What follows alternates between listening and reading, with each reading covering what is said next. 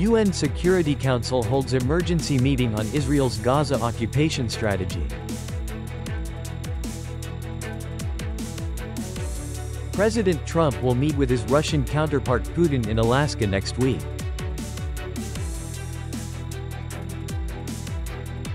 Industry overcomes difficulties and accelerates to the finish line. Hello, so good to see you again in today's news. I'm Hoàng Yên, and here we go, the first up of the show. The UN Security Council is scheduled to hold an emergency meeting on the evening of August 9th following the revelation of Israel's plans to seize control of Gaza City. UN Secretary-General Antonio Guterres issued a warning to Israel on August 8 via a spokesperson, cautioning against a dangerous escalation that could worsen the already disastrous situation for millions of Palestinians. 15 member states of the Security Council called for the urgent meeting on the heels of global outrage over Prime Minister Benjamin Netanyahu's decision to instruct the Israeli military to seize control of Gaza City. Hamas has warned the Israeli government that seizing control of Gaza City would mean sacrificing the hostages inside the besieged enclave, with the group declaring the decision a war crime. U.S. President Donald Trump said he would meet with Russian President Vladimir Putin next Friday in Alaska as he tries to secure a deal to end the war between Russia and Ukraine. Mr. Trump announced the meeting Friday shortly after he suggested that a peace deal between the two countries could include some swapping of territories, signaling that the United States may join Russia in trying to compel Ukraine to permanently cede some of its land. The meeting reflects Mr. Trump's confidence in his ability to persuade Mr. Putin. For Mr. Putin, the meeting itself was a triumph after months of NATO leaders, apart from Mr. Trump, refusing to engage directly with him. The meeting also presents a host of challenges. Ukrainian leaders have adamantly opposed relinquishing any of their land to Russia, and the country's constitution bars President Volodymyr Zelensky of Ukraine from ceding any territory. Due to severe damage from floods, Nghệ province has decided to allocate 500 billion VND from the central and local budgets to focus on overcoming the consequences, prioritizing transport infrastructure, agricultural production, schools, and healthcare. The Standing Committee of Ngan Provincial Party Committee has agreed to allocate 300 billion Vietnamese dongs from the central budget to four key sectors: transportation, agriculture, environment, healthcare, and education. Additionally, the province will provide an extra 200 billion Vietnamese dongs from increased revenue and expenditure savings, prioritizing the repair of national routes 7A, 16, and several provincial roads. Previously, the province spent over 205 billion Vietnamese dongs from budget reserves and 112 billion Vietnamese dongs from the Fund for the Poor to support affected localities and residents. Total estimated damage from floods across the province currently exceeds 3.600 billion Vietnamese dongs.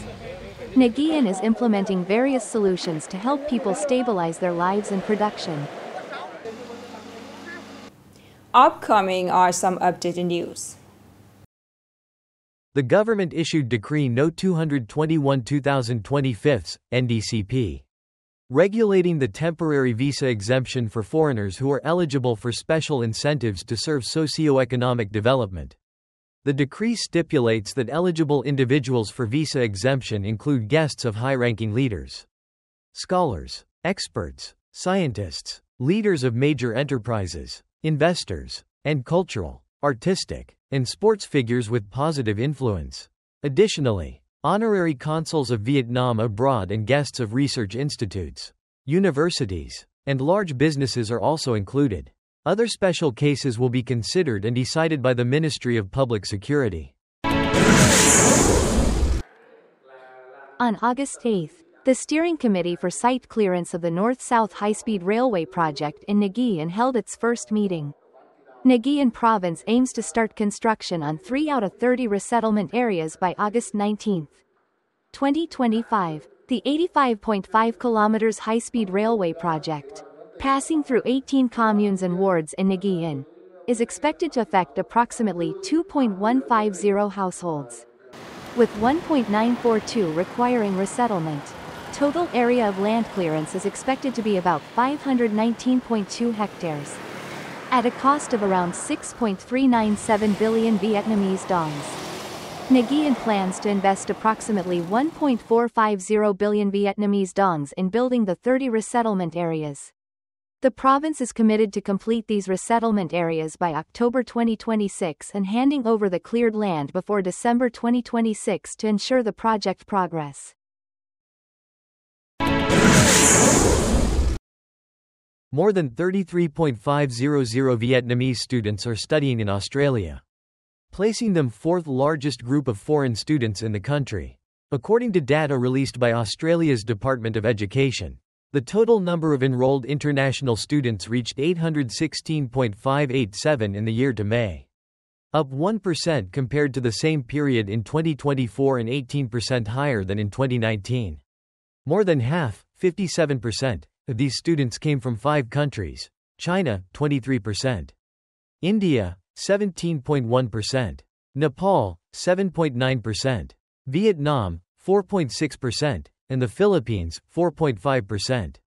The figures cover students in high schools, universities, colleges, vocational training programs, and short-term English courses lasting from 6 to 9 months.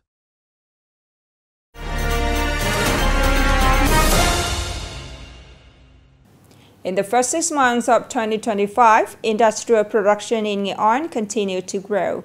Key products effectively utilized their capacity and maintained a dominant role in the production value structure. However, the global context remains volatile, requiring synchronized and flexible solutions from all levels, sectors, and enterprises. More in the story today. Thanks to a stable export market, this company's total export products increased by 37% in the first 6 months compared to the same period last year, primarily to the West Asian market. This result provides momentum for the company to invest in quality improvement, expanding safe raw material areas, targeting new markets such as China, Taiwan, and improving price competitiveness. Decreased purchasing power and relatively high technical barriers necessitate a fundamental change in production. This inherently requires investment in raw materials and hygiene safety within the processing industry. The province's Industrial Production Index, IIP, in the first 7 months of 2025 increased by over 15% over the same period, in which the processing and manufacturing industry continued to play a role as a growth driver. Enterprises are accelerating the progress of year-end orders and preparing resources for the first quarter of 2026, when global consumer demand is forecast to recover strongly. Grasping market demands and tariffs to meet requirements and ensure stable exports. Seeking new markets while simultaneously focusing on recruiting high-quality labor to operate new production lines. Despite positive signals, the industrial production sector still faces difficulties due to rising logistics costs, fluctuating raw material prices, and decreased purchasing power. The decline in traditional orders has forced businesses to reduce costs, adjust market strategies, and improve product quality and design. Firstly, we stimulate consumer demand and expand consumption areas, especially build new markets. Secondly, we also diversify product quality to meet consumer needs. To support the recovery of industrial enterprises, the government has implemented a series of policies, extending tax payment deadlines, reducing lending interest rates, supporting exports and digital transformation, reforming administrative procedures, and creating a favorable production environment. The province's industrial sector is striving for a breakthrough, aiming for a production value of over 130 trillion Vietnamese dongs this year. To achieve this goal, businesses are focusing on meeting market demands, improving quality, and building brands. It's time to say goodbye. Thank you so much for your watching. Bye-bye.